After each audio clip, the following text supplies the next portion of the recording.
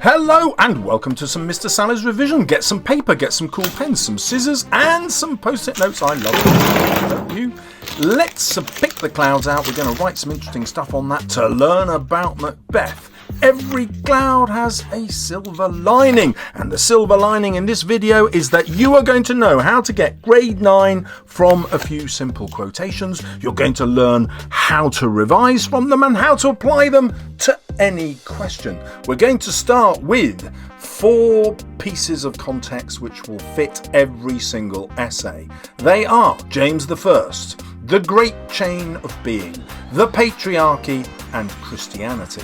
And in black you can see that I'm adding the sorts of things you have to write about. Right, let's put those somewhere decorative, let's find the quotations, and let's get learning.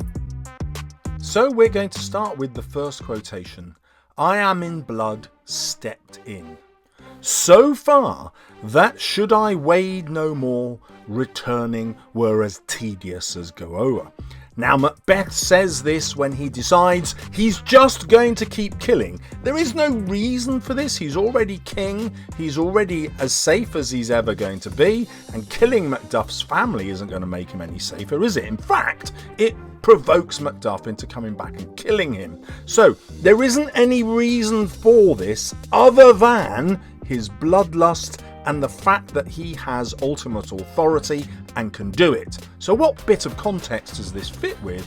Well, it fits with James I and patronage, because there had been the gunpowder plot, and Shakespeare is trying to warn James I not to become a violent king and take revenge. He wants to keep a peaceful society, and because this play is being performed at court in front of King James and the nobles, he's sending a direct message to his patron King James, look, just don't go out and kill Catholics everywhere.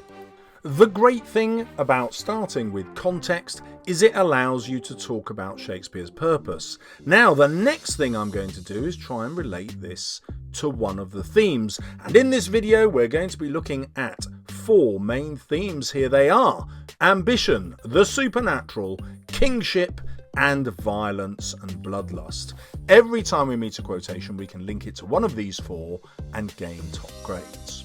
So you can argue that this metaphor of stepping into a river of blood conveys his bloodlust, which I argue, you don't have to, that is his real motivation for killing.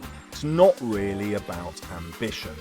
The other thing it links to, of course, is the ideal of what it means to be a king.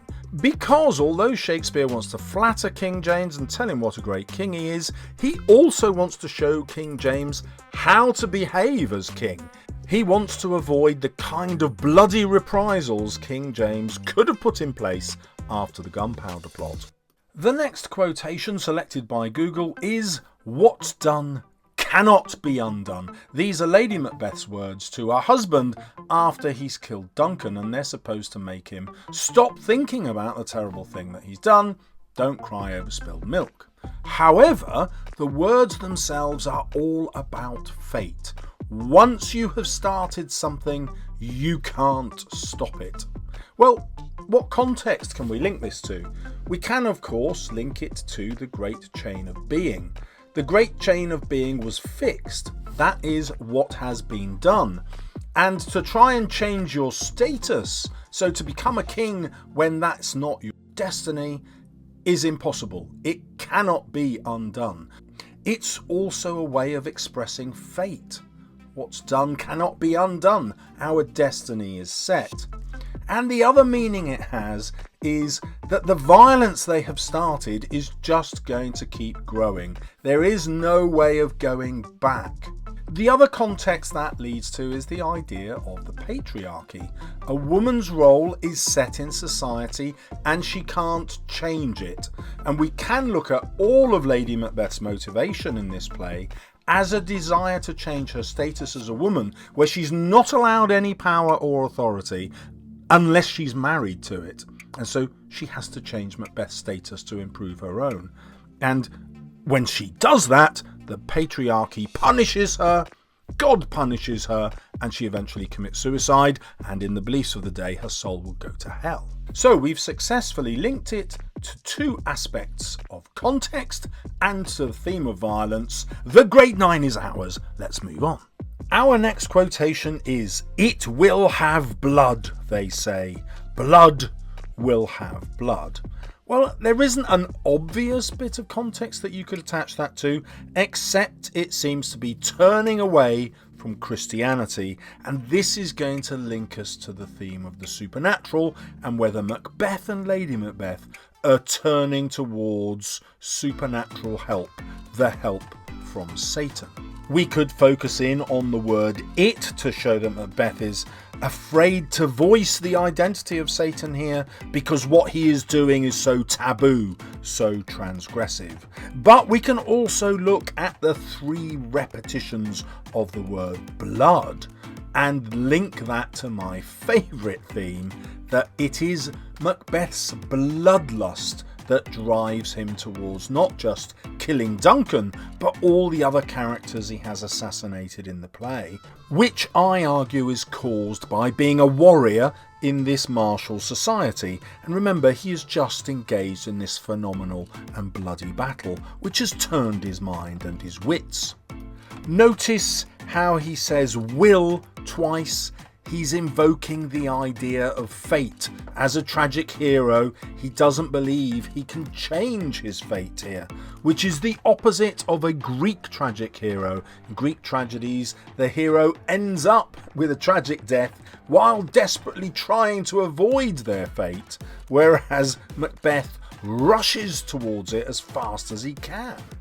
Our next quotation is, "Methought I heard a voice cry, 'Sleep no more.'" Of course, this is what Macbeth says just after he has committed regicide and killed King Duncan. We can see that he's being punished by God, which leads to our context of Christianity. He's being punished by God because he's breaking the great chain of being, our second bit of context. And the third bit of context, Shakespeare's writing the play for King James. Remember, it's being performed at his palace in front of all the nobles. Why? Well, he wants to flatter the king by pointing out to the nobles the dangers of regicide. You will become king, he says, but it will be a poisoned chalice. You won't be able to enjoy it. It will, as you will see in the events of the play, eventually kill you.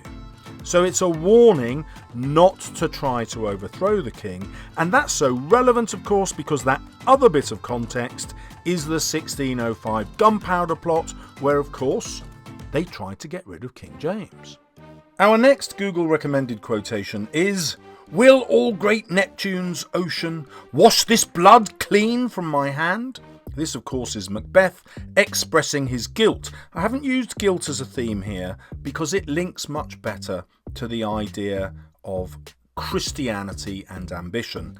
He is being punished for his ambition to kill the king, but he is being punished also for his challenge against God. Look at how he chooses a pagan god, a Roman god, Neptune, to talk about here.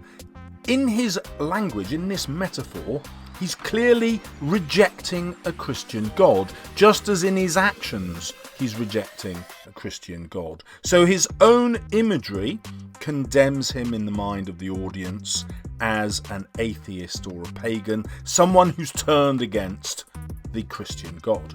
Now, the sin of a tragic hero in Greek theatre is hubris, excessive pride, often against the gods. And this is exactly what's happening here in a Christian context. He is suffering from pride where he rejects a Christian God in front of a Christian audience who, of course, will all turn against him. And this obviously links to James I. Shakespeare saying, "It would be an unchristian act which will be punished by God for you to turn against your king." And obviously, the great chain of being that we've looked at supports that view. And of course, the word blood gives us this other clue that his ambition is actually just as much to do with bloodlust as becoming king. Next, we have I have no spur to prick the sides of my intent, but only vaulting ambition, which o'erleaps itself and falls on the other.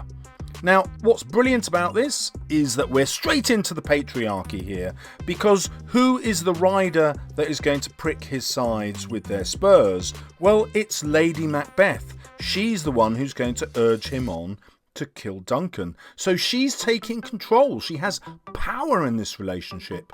This is totally unexpected in a patriarchal society where power lies with men. But in this marriage, Macbeth is happy to give this power to his wife because he trusts her. He says he only has vaulting ambition and that this is not enough.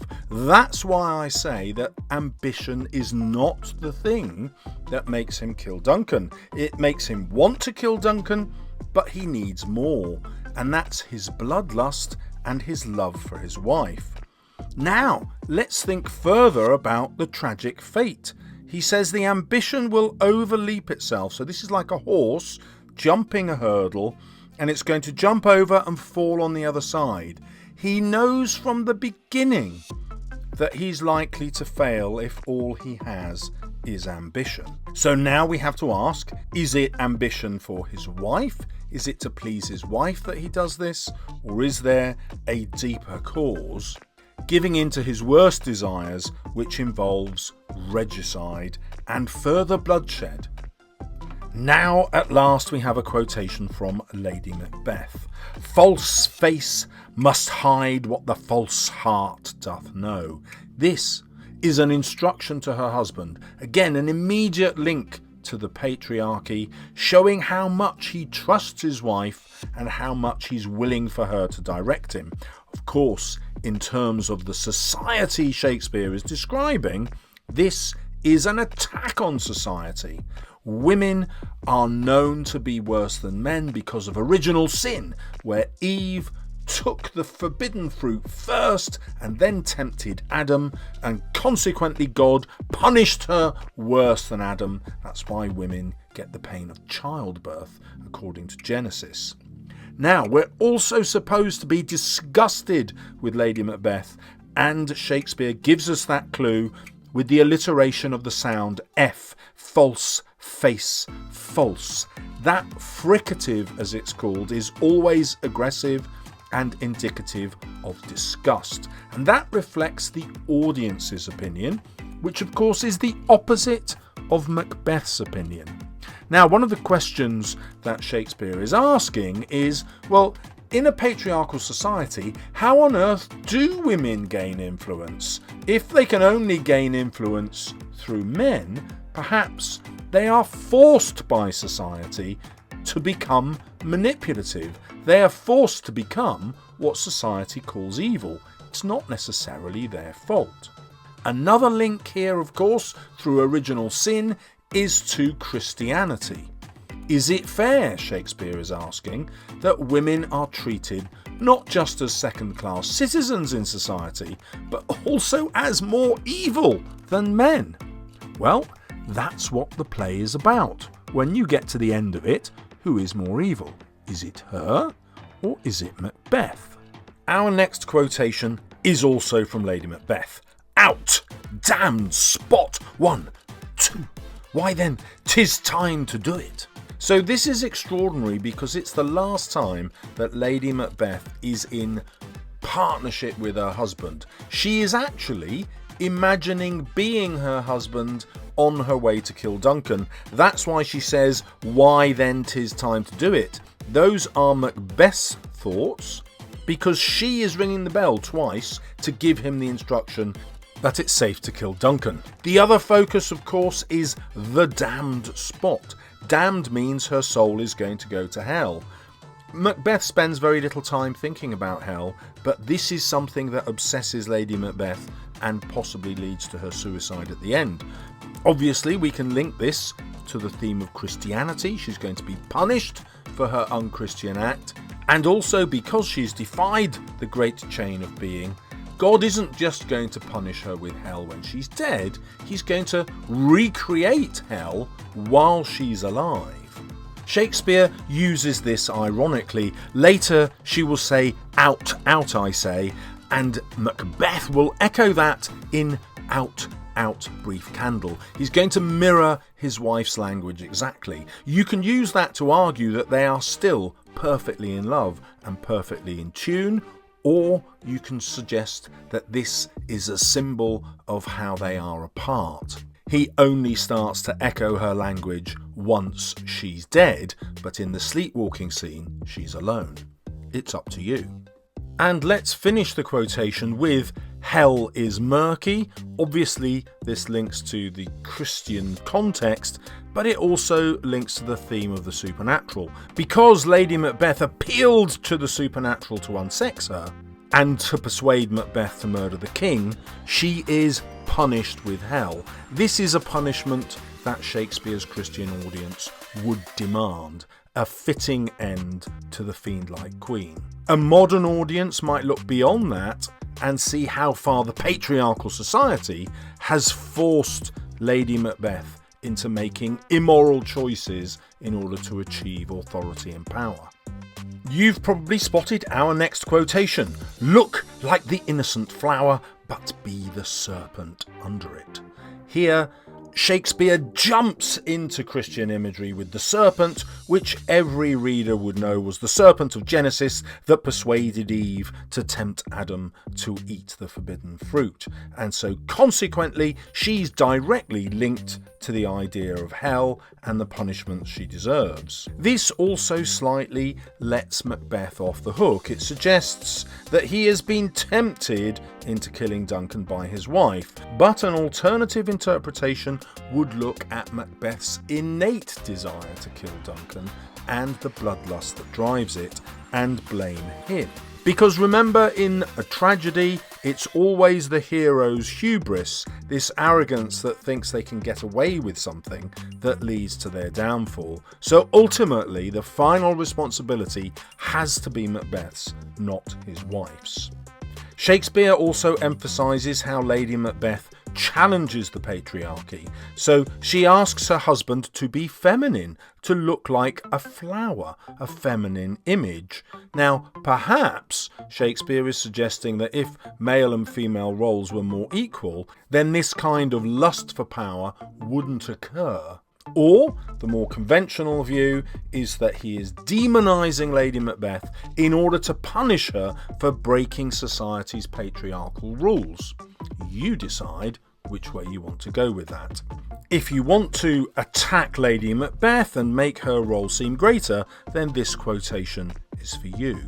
Yet do I fear thy nature. It is too full of the milk of human kindness.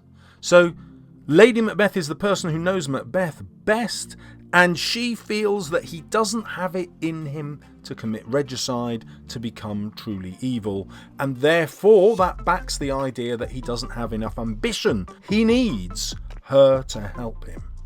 So this places her in the place of Eve tempting Adam. However, don't forget about the letter that Macbeth sent Lady Macbeth, telling her about the witch's promises. Why? Because he needs her help. He knows he needs her help, and he encourages it. Therefore, he uses her to help him develop the necessary evil to kill Duncan. This is why both of them are guilty and both of them need to be punished. Now that we've established Macbeth wants to be persuaded, we can see that his objections are not necessarily 100% real.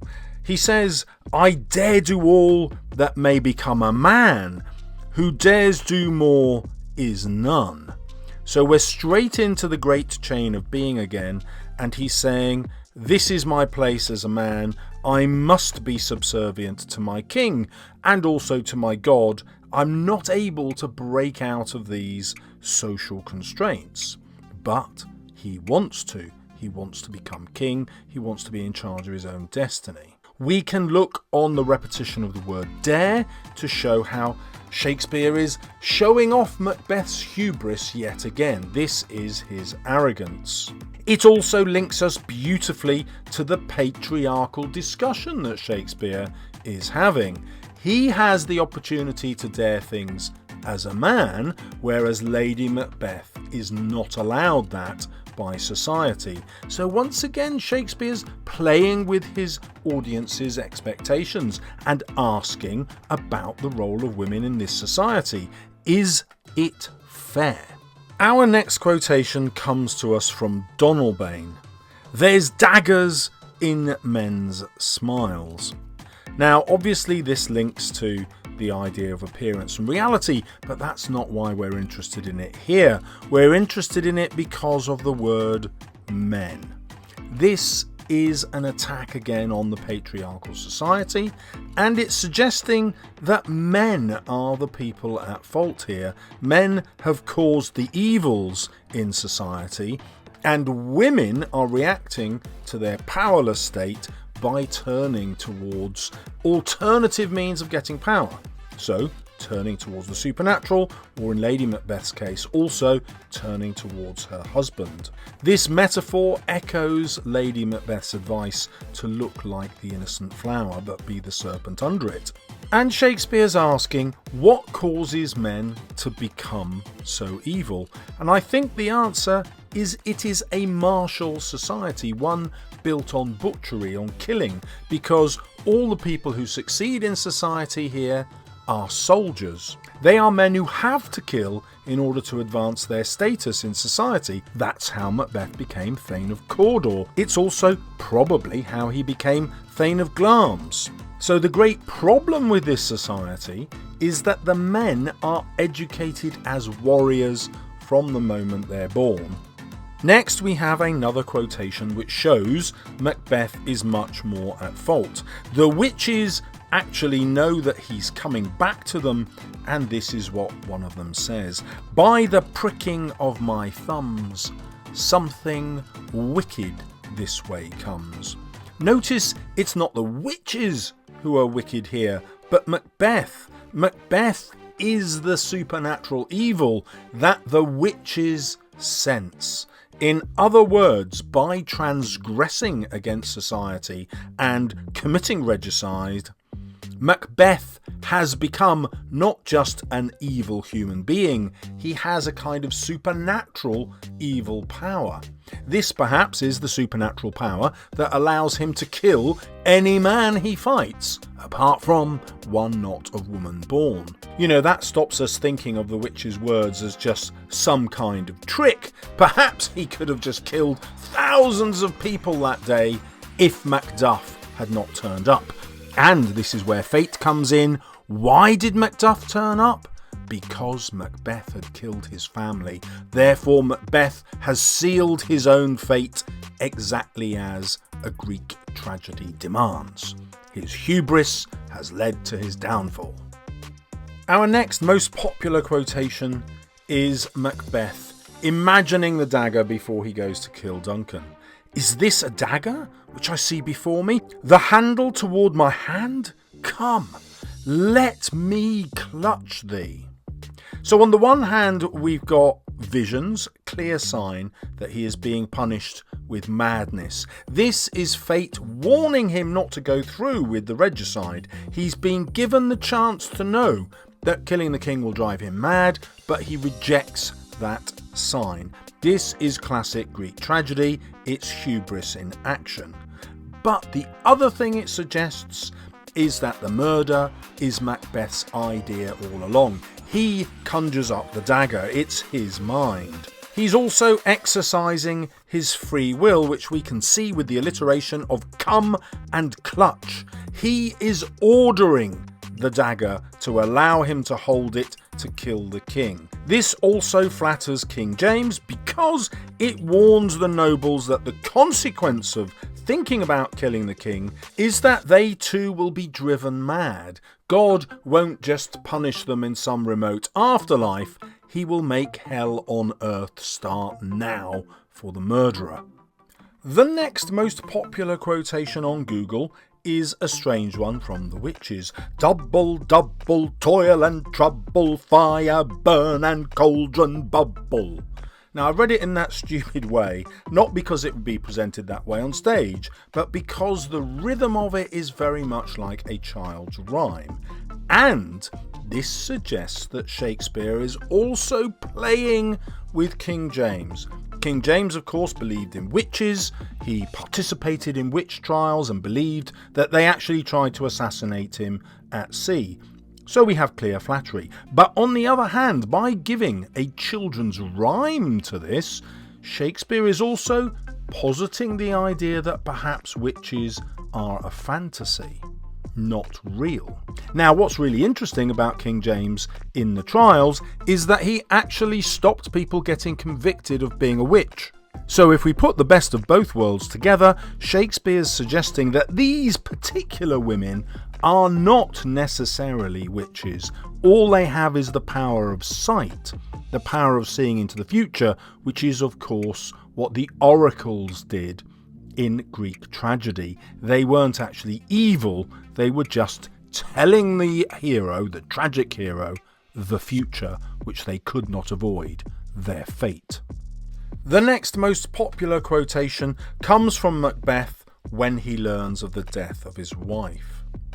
And all our yesterdays have lighted fools the way to dusty death. Out, out, brief candle. So we've already dealt with that latter part, the brief candle, and how this echoes Lady Macbeth's words. It shows that they are united. But the first part is nihilistic. It's a rejection of God's plan to bring the believers to heaven and to condemn the sinners to hell. There's no mention of hell here because Macbeth isn't really thinking about it. Death is dusty because he's going to die without leaving an heir. His wife is dead, his child is dead, and he knows the person who's going to stand in contrast to him is Banquo, because his sons are going to be kings until the crack of doom for eternity. So really what's happened here is the tragic hero has turned against his own hubris. He's realised that he has embraced this fate himself and that it's worthless. This, of course, is God's punishment, which we bring back to the theme of Christianity and the context of the great chain of being. Our next quotation is also incredibly nihilistic. Fair is foul and foul is fair. This paints the world as something exactly without meaning. So life has no meaning and there's no purpose. This, of course, calls into question the theme of Christianity and of the great chain of being. And it asks, well, why shouldn't we just pursue our ambitions no matter where they lead us? This, of course, is at the beginning of the play, and we've just seen what happens as a consequence of that. Macbeth now believes ambition is pointless. So his male ambition has been thwarted, but the female ambition, that ambition of the witches, has been realised. They've been able to destroy Macbeth simply by showing him the future. They haven't actually made him do anything. Why not? Because they are women in a patriarchal society where women have no power. So they can't make him do anything at all. Perhaps Shakespeare conveys his disgust at this through the fricative alliteration, fair and foul, foul, fair. Or perhaps we're simply supposed to feel disgust at the witches themselves because they represent satanic evil. Which interpretation do you prefer? Now we come at last to Google's top 3 quotations. Come, you spirits that tend on mortal thoughts, unsex me here and fill me from the crown to the toe, topful of direst cruelty. This is Lady Macbeth invoking the power of the supernatural. These are the spirits that are going to attend to serve her. She needs to be unsexed though, because this is a patriarchal society in which women are denied power. So Shakespeare is making a direct link between the way that women are prevented from having agency and identity and authority and the need to turn for evil or supernatural help. She's also incredibly ambitious. That's why she deliberately refers to her head as the crown. Fill me from the crown to the toe. We wouldn't normally say that. If you're filling something, you'd do it from the bottom up. It would be from the toe to the crown. But because she's obsessed with the idea of becoming queen, crown comes first. And finally, we have the absolute criticism of what it is to be male. She needs to become full of direst cruelty. That is what patriarchal society makes males. That's why she thinks she needs to become cruel to succeed. And so we can read into that, if we want, that Shakespeare is deeply critical of this patriarchal society that produces these kinds of murderous men. Now we come to the second most popular, most requested quotation on Google. Life's but a walking shadow, a poor player that struts and frets his hour upon the stage and then is heard no more.